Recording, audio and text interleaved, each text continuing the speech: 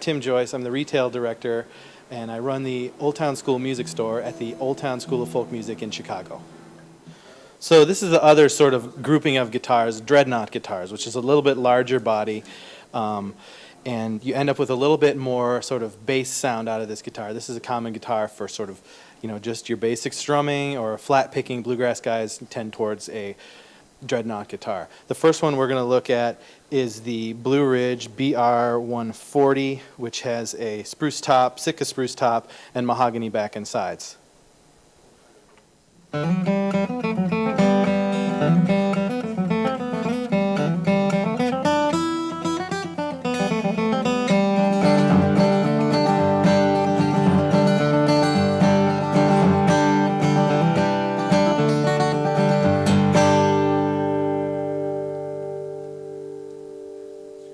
Basically, when you look at like a piece of mahogany, for example, mahogany is a much more porous wood than a rosewood is.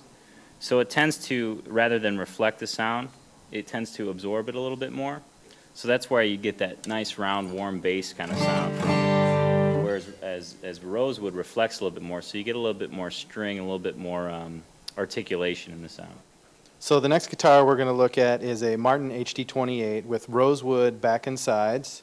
And if you take a look at the rosewood, it's, you know, each of these pieces of wood that go on every guitar is a little different. This one really has an interesting look to it, and that should also, you know, be a bit of a factor in a guitar. If you're purchasing something that you're going to have probably for the rest of your life, you want to make sure it's something that you like as well.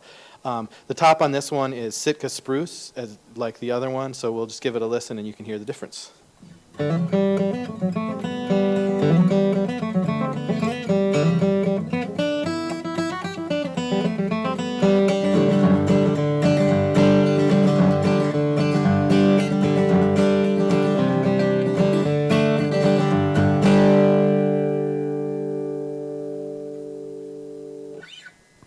When you look at a piece of rosewood, rosewood's a little bit more of a harder wood than mahogany, less porous, so it reflects the sound much easier than a mahogany was. So when you get a piece of rosewood, it articulates a little bit more than mahogany because of its qualities and how it reflects the sound. So the third guitar we're going to look at in the dreadnought shape is the Martin D-18 Golden Era, which has an Adirondack spruce top, a little bit different type of spruce, and a mahogany back and sides.